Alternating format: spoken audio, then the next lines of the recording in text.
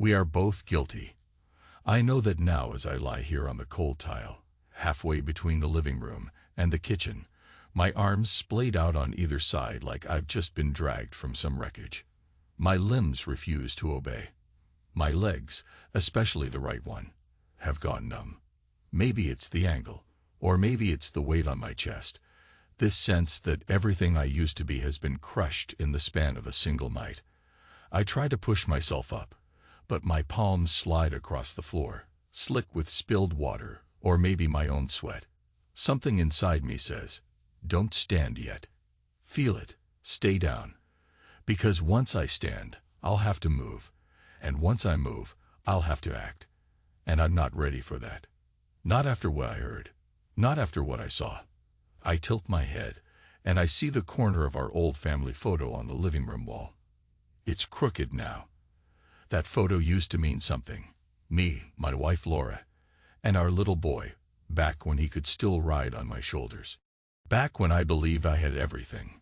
My heart lurches, and I remember the sound of my father's voice telling me, if you love her, never let go. But see, Dad's advice came from a simpler time. A kinder time. He never told me what to do when the person you love becomes the source of your slow destruction. I rest my head against the tile. The smell of disinfectant stings my nostrils. She always kept this place so clean, so perfect. Laura. My wife. I can't even say her name out loud right now. It sticks in my throat, like I might choke on it. My voice is stuck too. But in the quiet, I hear my own breath. Ragged and uneven. Then the memory of last night sears through my mind. The blinking red light on the answering machine. That tiny, persistent glow. The phone's robotic voice announcing one new message. A man's voice, rough and breathless, saying her name. Saying, you were amazing tonight. A slight pause. The rustle of sheets in the background. Then his low chuckle, as if recalling her body pressed against his. And then my own recorded greeting interrupted him. Leave a message. My voice, intruding on his. It played again and again, stuck in some short loop because I hit the button twice without noticing. My hands were trembling so badly I must have pressed it inadvertently. That's how the evening started. With me back from a fishing trip the day early, wet boots left by the door, a cooler half full of trout I caught, and that blinking red light. The house was dark, except for a little lamp near the couch. She was gone, until the shower started running. I recognized the faint hiss of water in the pipes. And the house smelled like strawberries. It always smells like strawberries when she's nervous or scared, because she turns on that diffuser, pumping out a sweet mist that clings to the air. Strawberries. That's my first real memory of her from years ago. Her strawberry perfume, when we danced. But last night, it sickened me. It was the stench of something rotten behind all that sweetness. I clutched the phone in my hand. Listened again. The man's voice whispering, you were amazing tonight. And I felt the rush of images stamping through my head. I could picture him touching her. My wife. My partner of 15 years. The mother of our child. I wanted to throw the phone. I wanted to crush it under my heel, but all I did was stand there, trembling, unable to make a sound. The shower turned off. A few moments later, she came out, damp hair clinging to her shoulders, a towel wrapped tight around her body. She froze when she saw me. She didn't run, didn't speak, just looked at me the way you'd look at a stranger who'd walked in by mistake. Then she dropped her gaze to the phone in my hand, saw the message light. In the silence, it played, over and over. His voice, her betrayal. My voice layered on top, welcoming them to record more filth. She moved across the room. Sat across from me, knees pressed together, still wrapped in the towel. She fidgeted with her wedding ring, sliding it up and down, like she was preparing to take it off. She glanced at my ring. Our rings, which once symbolized a promise we swore never to break. I should have screamed. Should have flipped the table or punched the wall. But I was too numb. I put my ring down on the table by the phone. She raised her eyes to me, some mixture of shame and relief, as though she'd been living in fear of this moment. She took off her ring with trembling fingers and placed it next to mine. That's how it began, or ended. Hard to tell. Now on the floor, I suck in a breath and force myself upright. My knees wobble as I stand. I see the living room in disarray, the phone knocked to the ground. I don't remember throwing it, but I must have at some point in the night. My hand stings, knuckles raw, like I punched something, or maybe just clenched my fist, until my nails cut into my palm. I still feel the trembling under my skin. The diffuser is still on, filling the house with that strawberry aroma. It's nauseating me now. That sweet smell used to be comforting. She put it on to help herself relax. Now it smells like a lie. I lurch over to the diffuser, yank it from the outlet. My chest heaves, and I fight the urge to smash it. But I just let it drop into the sink. Water splashes, the thing cracks, and the smell mercifully stops. Only silence remains. We had a conversation last night. More a half-whispered argument. She tried to say something, but I made her wait, because I needed to ask her the same questions she once asked me years ago, when I came home late from an office party. She'd been suspicious of me back then, though nothing had actually happened. She'd wanted details, demanded the truth. Now it was my turn. "Where were you?" I asked, softly. That same question she'd hurled at me once. She swallowed hard, sat with her wet hair dripping onto her shoulders. "I was out." "Out where?" I pressed, hearing my own breath catch in my throat. She'd done the same, word for word. She exhaled, eyes flicking to the phone. "With a friend." "Which friend?" Silence. I turned away, remembering how she used to grill me for hours. "Tell me more." "Who is he?" I saw a flicker of anger in her eyes. Maybe shame, maybe desperation. "His name is Michael," she said. "We work together sometimes. Marketing." "He." She paused, as if she couldn't force the words out. I gave a short, bitter laugh. "Marketing. And what exactly were you selling, Laura? Because it sounded like it was you." She flinched. Then tears welled up. I wish I could say it satisfied me to see her cry. But it hurt. Hurt like a bone snapping under too much weight. We sat there, silent, just listening to the phone's repeating message. Eventually I grabbed the machine, yanked out the cord. The robotic beep died. But the words still pounded in my head. "You were amazing tonight." Then I stood. Went upstairs, rummaged for the old photo album. Sat on the edge of the bed we once shared and flipped through pictures. Our wedding day, her white dress shining in the sunlight. Her pregnant belly when we were expecting our son. Me carrying our boy on my shoulders while she laughed. Pages and pages of life. On one of those photos, she'd scrawled a note. "Love is stronger than fear. Always. It's insane how a moment can rewrite everything you thought you knew."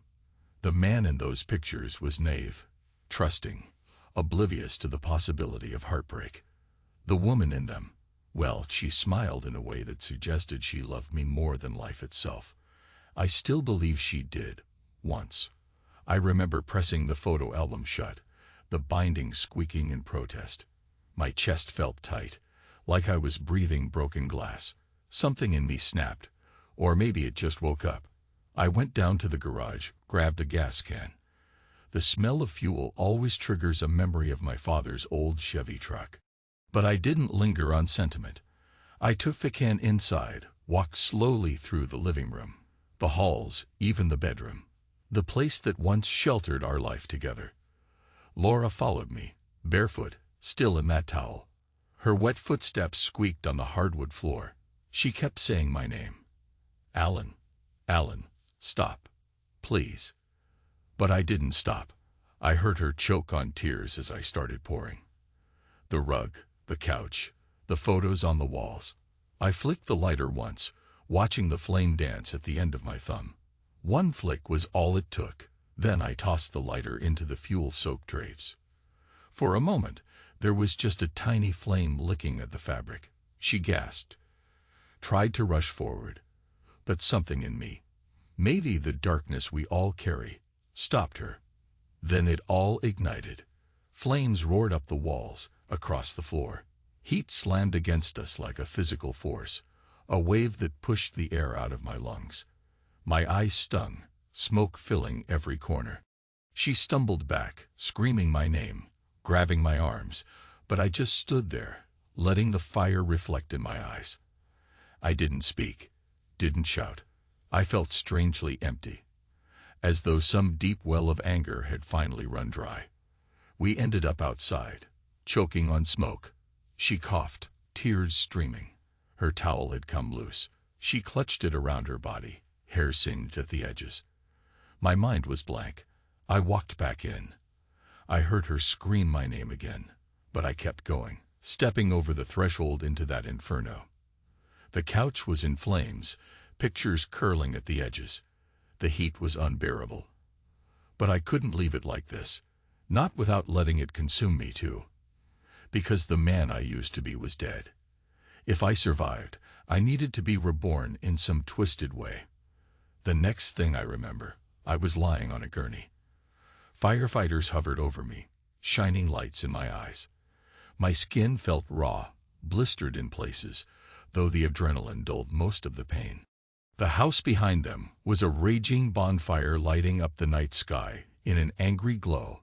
They tried to ask me questions. My name, my age. Did I have any medical conditions? I could barely speak. My wife was there, sobbing, trembling. She reached out to touch my face, but I turned away. I remember hearing one of the firefighters shout, "He's alive, but we need to move." They strapped an oxygen mask over my mouth. She tried to follow as they loaded me into the ambulance, but a paramedic blocked her. I saw her face crumple. She mouthed something, and I realized it was my name again. Alan. Over and over. But all I could think was how that name no longer belonged to the person I was in that moment. I woke up later in a hospital bed, bandages on my arms and hands, some burns across my torso.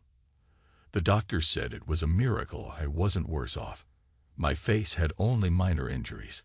I couldn't see Laura at first, but eventually she appeared by the door. Red-eyed, hair a frizzy mess, wearing the same clothes she'd thrown on at some point. She looked so small. She approached the bed like a frightened child, unsure if the monster was still under there.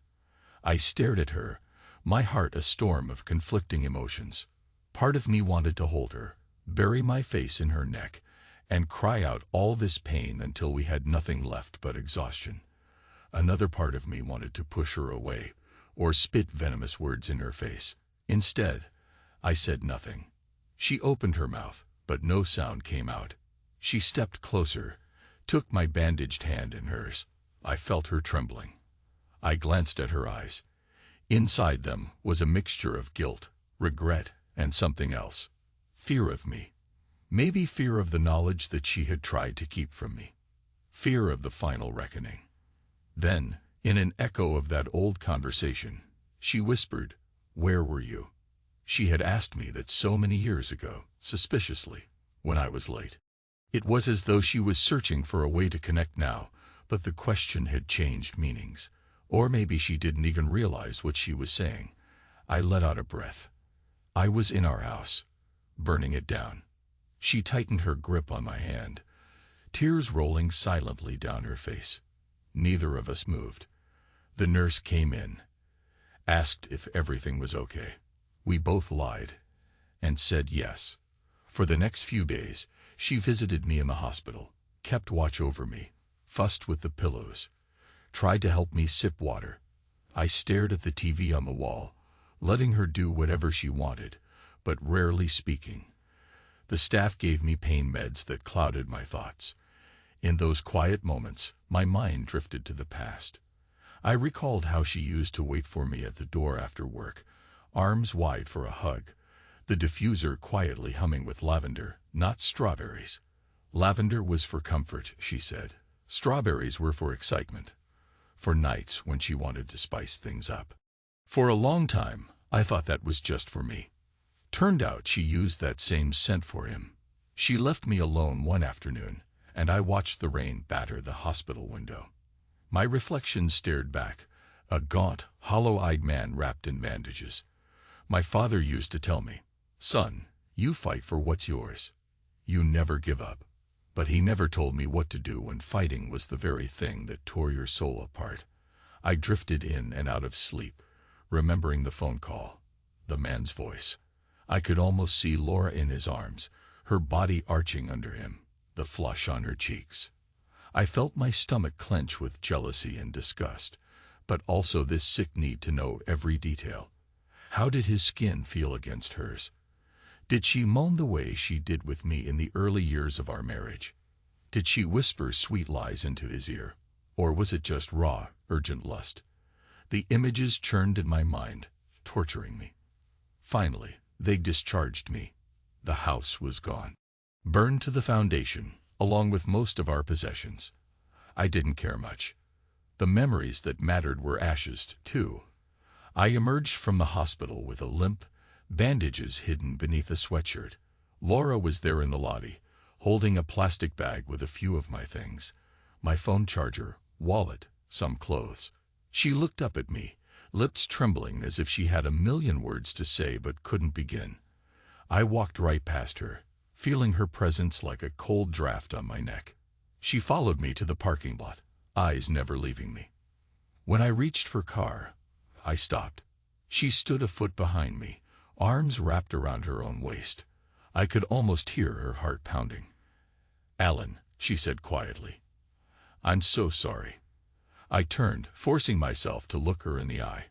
God, I loved this woman once. Maybe I still did. That's the worst part. The love doesn't vanish in an instant. It lingers in the heart, infecting it with pain.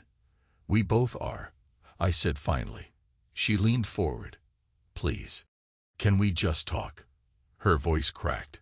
"We can go somewhere, maybe get coffee, just." I cut her off with a shake of my head. "I don't want to drink coffee with you. I don't want to talk about how you ended up in another man's bed. I don't want to sit in public pretending everything's normal." She swallowed, tears threatening again. "It wasn't just, God, Alan. It was a mistake. But I needed something. I felt so alone, so forgotten. My body went rigid. Forgotten. So that's your reason." She blinked. "I'm not giving excuses. I'm trying to explain." Her eyes pleaded, but I was in no mood for explanations. Not now. Not while the burns still smarted and the memories of them together still throbbed in my skull. "I'll take a cab," I muttered, stepping away from her car. "Where will you go?" she asked, voice unsteady. "Anywhere you're not," I replied. My words felt like a bitter slash, but I couldn't help it. I turned my back to her, walked to the curb, and dialed a taxi. She didn't leave right away. She stood there, hugging herself against the drizzle that started to fall. I kept my eyes on the road, ignoring the ache in my chest that begged me to look at her, to say something kinder. The taxi arrived, and I got in. The driver asked me where to. I told him to just drive. We moved down the wet streets, and I stared out the window at the passing people. All these normal folks going about their day, unaware of the war raging inside me. My phone chimed. Laura's name flashed on the screen. I let it ring. Then I turned the phone off. I found a cheap motel and checked in. The walls were thin, the carpet stained, but it had a bed and a shower. I was still shaky on my feet, so I took it slow. Stood under the lukewarm water, gingerly unwrapped the bandages, careful not to tear my skin. Watched the water run down the drain, a swirl of ash and memories. After a while, I turned off the tap and stared at myself in the mirror. My reflection was a stranger, a man with burn marks across his left shoulder, a haunted look in his eyes. The ring finger on my left hand looked painfully bare. I'd left my ring behind, next to hers. That night, I barely slept. My mind spun with everything that happened. The call, her eyes when she came out of the shower, the tension in her voice as she tried to explain. And overshadowing it all, The images of her naked with him. A tangle of limbs in a bed that wasn't mine. My chest felt bruised from the inside out. A slow kind of death. Morning arrived, dull and gray. I left the motel, found a diner, and forced down a cup of coffee. It tasted like burnt plastic, but I needed the warmth. My phone stayed off. I paid with cash. Then I drifted through the city, searching for a place that might offer me some kind of calm. I ended up near the waterfront, watching gulls circle overhead. The sky threatened more rain. Eventually, I felt a vibration in my pocket. Some primal instinct made me check. It was a text from my son. He was at a friend's house, apparently, probably safe and clueless about the full extent of what happened. The text read, "Dad, where are you? Mom said you're hurt. Are you ok?" My heart twisted at the thought of him. He was old enough to sense that something catastrophic had happened. I typed back, "I'm okay. I'll see you soon. Don't worry." And I felt like a liar. Because everything was very far from okay. But I couldn't keep avoiding him. I called him. He picked up on the first ring, voice tense with concern. "Dad, are you in the hospital? Mom said there was a fire." I cleared my throat. "I was in the hospital, yeah. I'm out now. Just needed some space." He was silent for a moment. Then, "Dad, talk to me. You sound weird." I nearly broke then. Nearly told him everything. But how do you tell your child that the life he thought was solid turned out to be a lie? That his mother betrayed me, that I can't forgive her, and that I set our home ablaze. You don't. You just don't. "I'm okay, son. I promise. Look, I need a day or two." "Are you safe where you are?" "Yeah, I'm with Jason's family. They said I can stay as long as I need." I swallowed hard. "Then stay put for now. I'll come get you soon." We hung up, and I realized I was shaking again. Slowly, I tucked the phone away. I decided to do something normal, something that would keep me from thinking too much. I found an old boat rental shack near the docks. The sign said it was closed, out of season. But I saw the owner rummaging inside. I knocked. He opened up, gave me a once-over. No doubt I looked rough, unshaven, eyes rimmed with exhaustion. I asked if he could rent me a small rowboat. Just an hour on the water. He frowned, but a bit of cash convinced him. The next thing I knew, I was drifting on the gray waters of the bay. The oar in my hands, the sky threatening rain. It reminded me of the fishing trip I'd just come from. The trip that ended early, the trip that led me to discover her secret.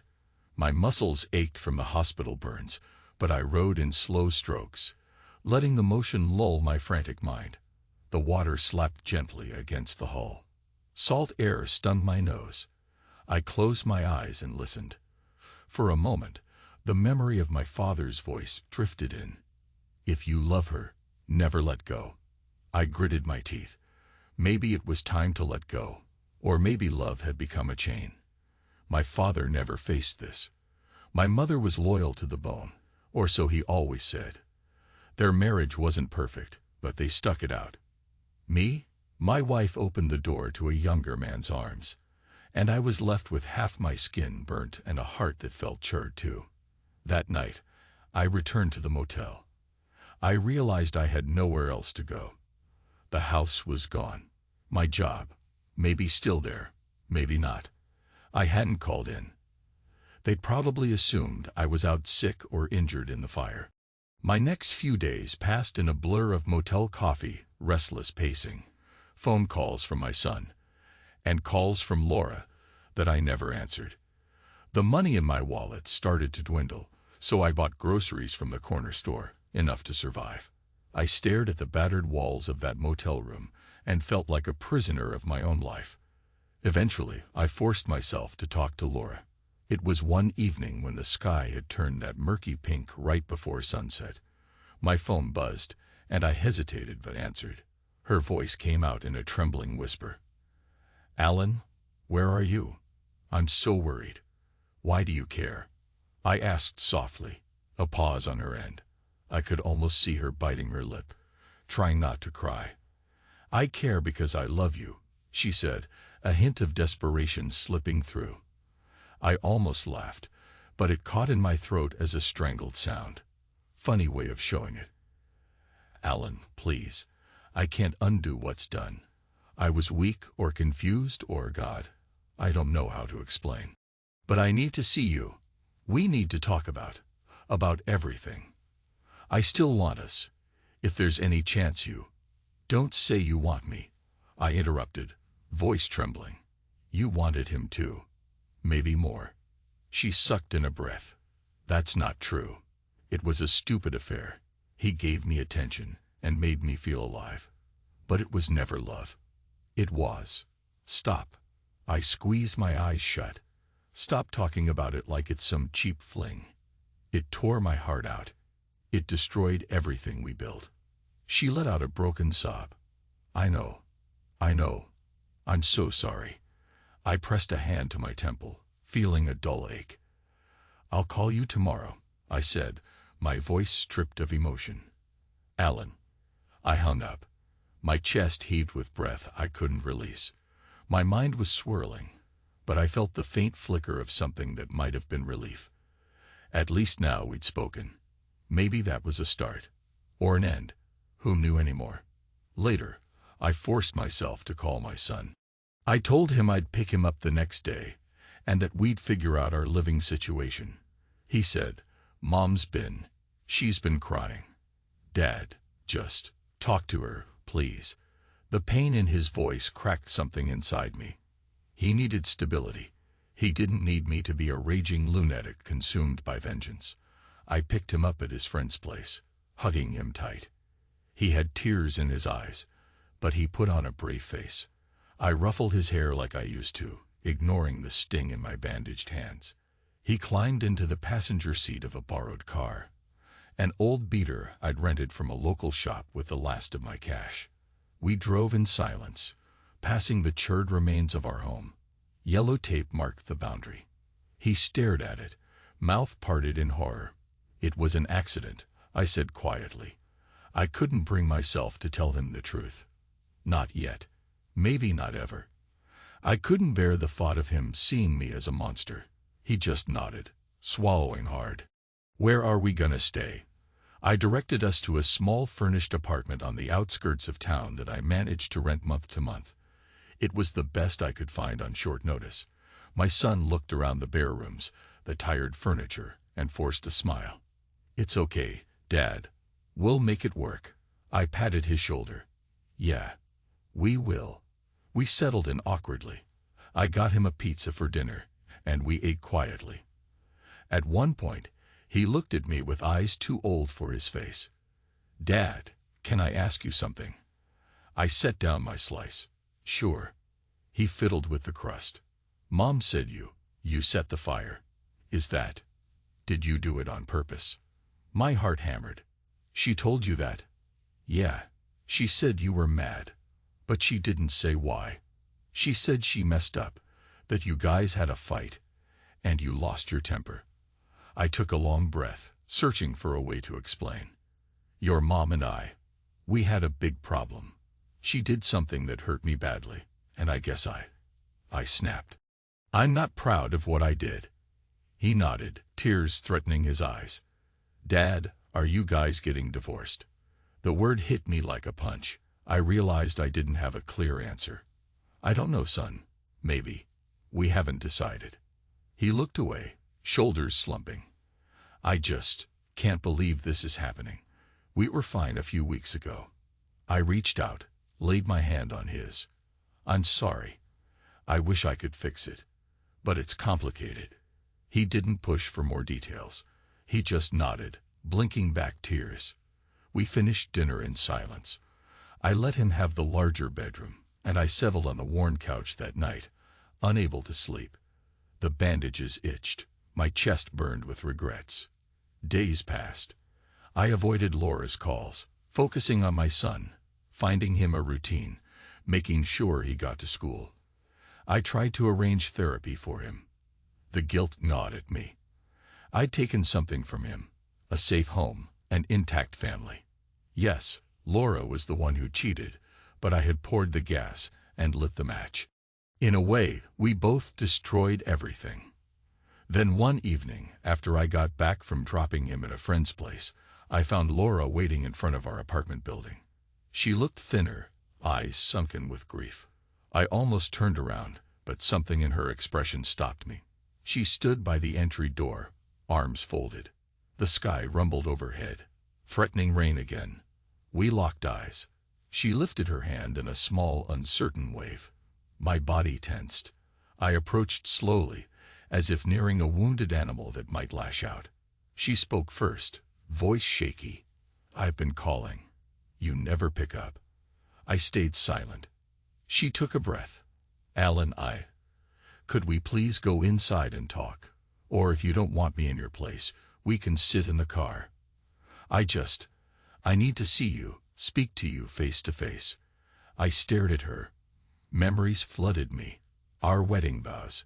The sound of the phone message. The look on her face when she realized I knew. The night I burned the house. My fists clenched. I still wore bandages on my forearms. "Why now?"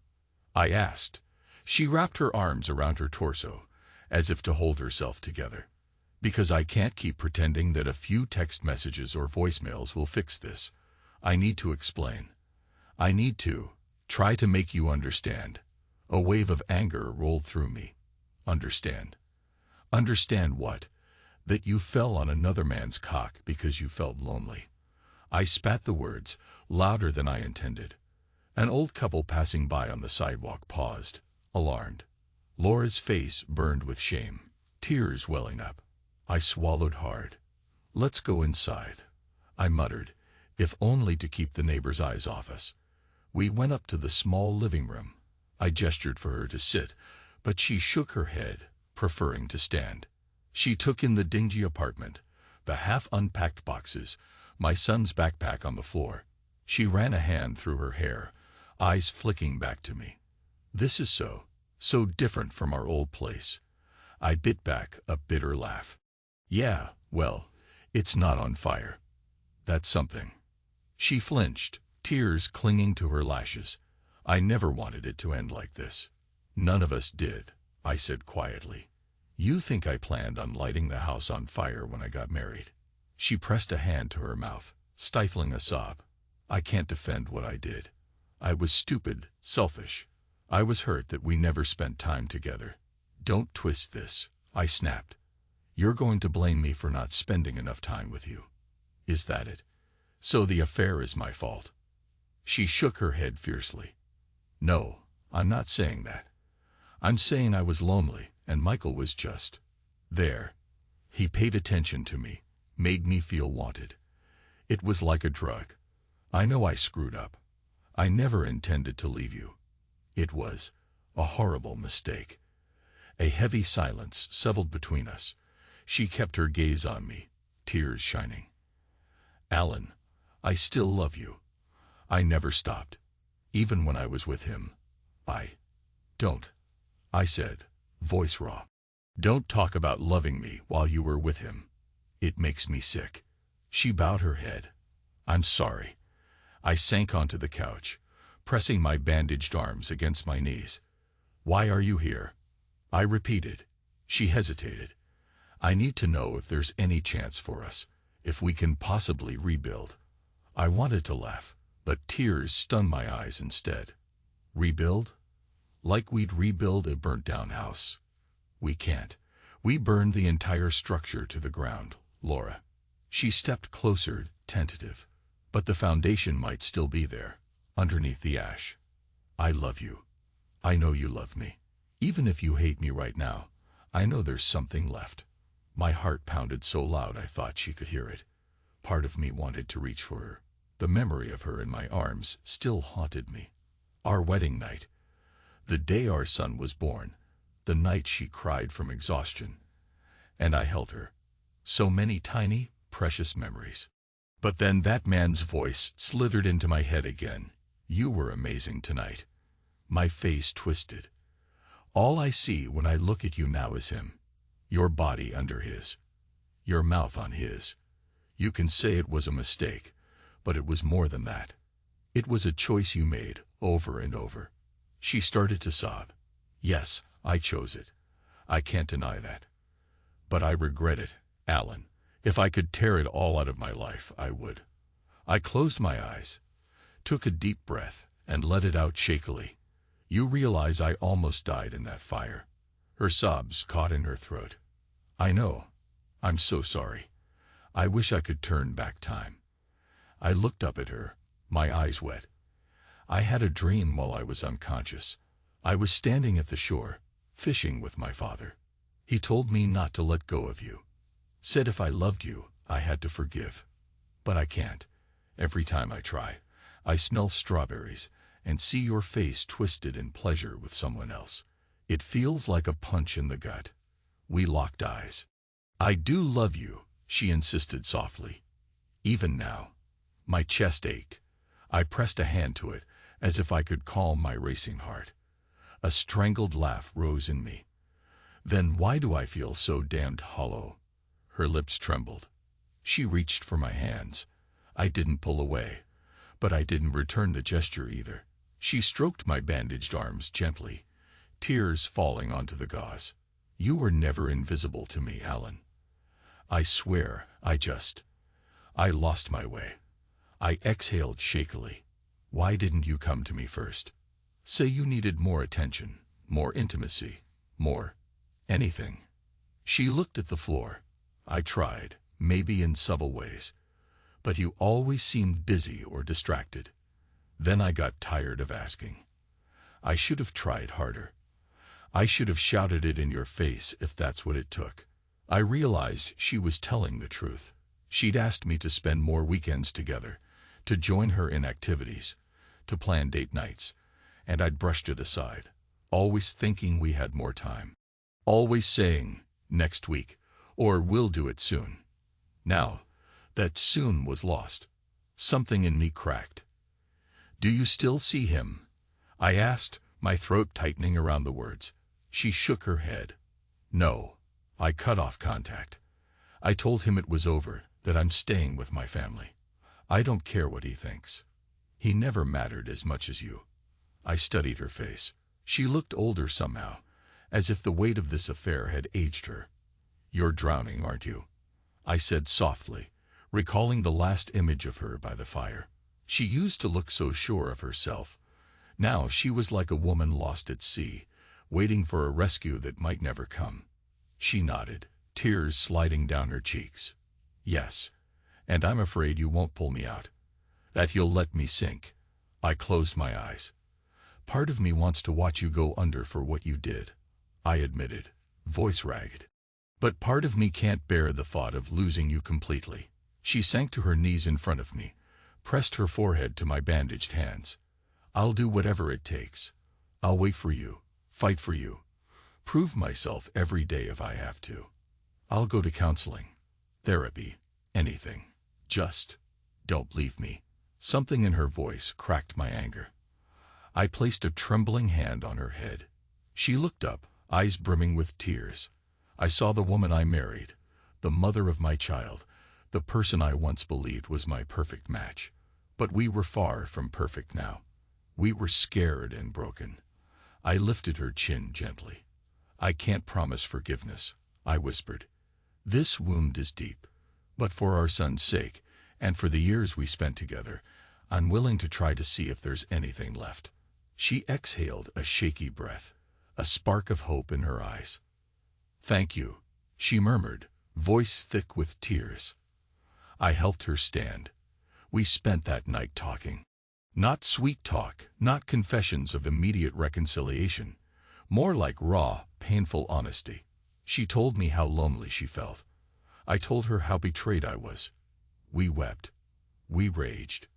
At some point, we lay side by side on the couch, not touching, just breathing in unison. The next day, we told our son we were trying to work things out. He looked at us with guarded relief, like he'd seen too many cracks in the foundation to believe it was fully stable, but he was grateful for any sign of hope.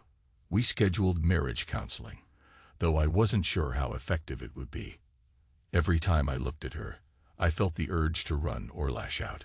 But I stayed. I wanted revenge. I had exacted some measure of it already with the fire, but the hunger for more punishment lingered. I craved seeing that man suffer. Michael R. something. But maybe it didn't matter. She said she cut him off. I had a savage impulse to track him down, throw him against a wall, ask him what made him think he had the right to touch another man's wife. Yet I also sensed that might poison me further. This hate was a slow venom creeping through my veins, and I wasn't sure how to purge it except by letting time do the work. Counseling sessions were brutal. We aired every grievance, every ounce of suspicion. She admitted to the times they met at a motel, the way he made her feel younger, alive, wanted. I bit down on my lip until I tasted blood, forcing myself not to storm out.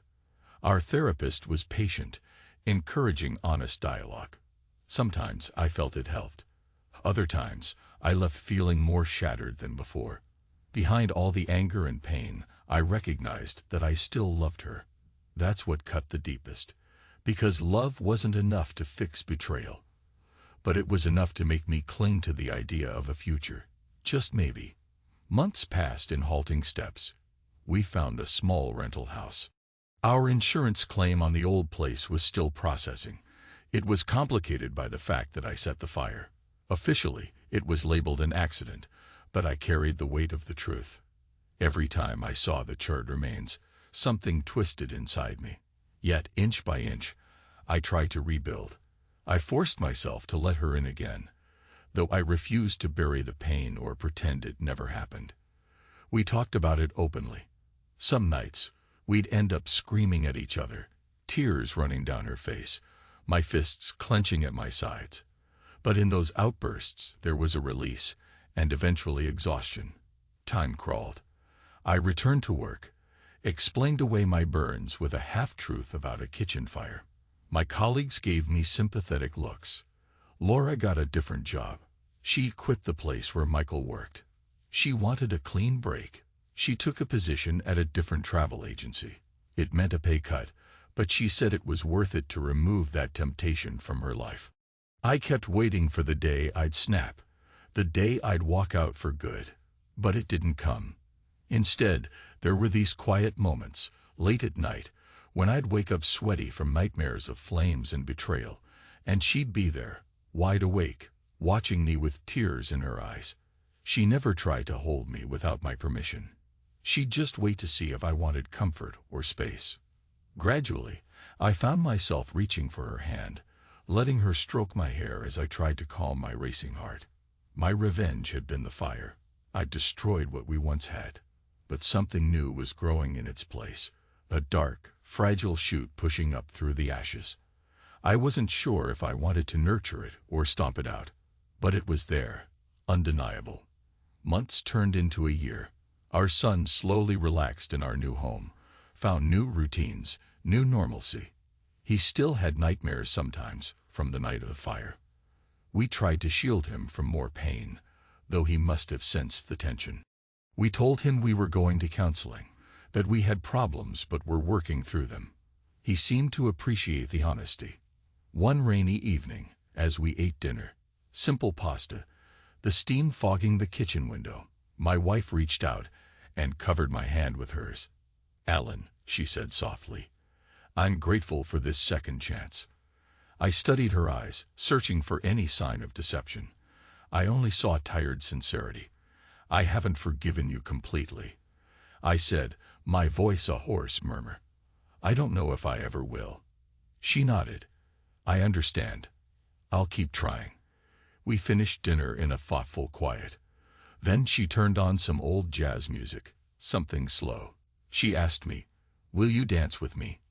I almost refused, the bitterness flickering in my chest, but I recalled the memories of our younger days, her perfume, my arms around her waist, the diffuser's gentle scent. I used to love how she'd rest her head on my shoulder, so I stood up from my chair and took her hand. We swayed in the small living room, the lamplight casting soft shadows. Our son watched from the couch, eyes cautious but hopeful. My chest felt tight with conflicting emotions: sorrow, love, regret, a glimmer of peace. The music ended, and we stood in silence. She rested her forehead against mine. Her breath trembled. "I wish I could heal your wounds," she whispered. I closed my eyes. "So do I. But that's not how it works. Some wounds scar." She nodded. "Then we live with the scars. Together." I swallowed. "Yeah," I said quietly, surprising even myself. "Together." An odd calm settled around us. In that moment, I realized something. She was right. We were both guilty. I'd been absent, taken her for granted. She'd cheated, betrayed our vows. We'd destroy our home in literal flames, nearly killing ourselves in the process. Yet somehow, amid the rubble, we were trying to piece together a life again. One day, maybe we'd succeed. Maybe not. The future was uncertain. But as we stood in that lamplit room, the storm tapping the windows, I felt a small measure of acceptance grow in my heart. The anger was still there, yes, but it was tempered by the undeniable fact that I still cared for her, enough to try. And that trying was the hardest thing I'd ever done. More terrifying, even, than the moment I faced the roaring flames. Because letting yourself love after betrayal demands a kind of courage that no one teaches you. It's either madness or hope, and maybe those two are the same thing. I took a breath, held her against my bandaged chest, though the bandages were gone by now, replaced by scared skin, and let the music float around us. She closed her eyes and exhaled. I felt her tears on my shoulder, the slight shake of her body. But I held on, because in the end, for better or worse, I couldn't let go. For the first time since that horrible night, I dared to think, perhaps we might survive this. Perhaps we might even find a way to be something stronger. The thought made my chest tight with both fear and an odd cautious relief. Then, in the silence between songs, I leaned down to her ear and whispered, "We are both guilty." She lifted her head, nodded, tears slipping over her cheeks. She didn't look away, didn't try to defend herself. She just accepted the truth, and for now, that was enough. I'd love to tell you that from that moment on, we lived happily ever after. That's not how real life works. We struggled. We fought. Some days, I found myself driving aimlessly, wanting to escape the memories of her betrayal. Other days, she caught me looking at her with such sadness that it made her weep. But we kept going to therapy, kept talking, kept acknowledging the pain instead of hiding it. Slowly, painfully, the cracks began to fill. The scars remained, yes, but we learned to bear them. As for Michael, her lover, he drifted away like a bad dream. No calls, no messages. He was gone from her life. And that was how it had to be. I never confronted him directly, though I came close once. I discovered his address through some mutual acquaintance. I drove there, parked across the street, stared at his front door. My hands shook on the steering wheel. All the rage boiled up inside me.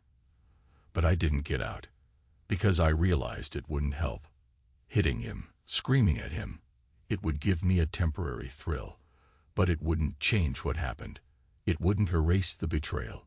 So I drove away. And as I left, I felt that small piece of me that craved vengeance begin to dim. Maybe that was the real turning point. Accepting that you can't fix the past by unleashing more destruction. Months blended into years. My wife and I built a new home from scratch, with walls we painted together and furniture we picked out like we were newlyweds again. We were older, wearier, with lines around our eyes, but we approached this house with the reverence of people who understood how fragile everything is. Sometimes, late at night, she'd find me sitting in the dark, staring at nothing. She knew I was remembering the fire, the phone message, the look on her face. She'd sit beside me, silent, laying her hand on mine, and I'd let the night pass without pushing her away. Time doesn't heal all wounds, but it can dull the sharpest edges. We found a rhythm again, not quite the same as before. Maybe it never would be. But we loved each other in a more complicated way.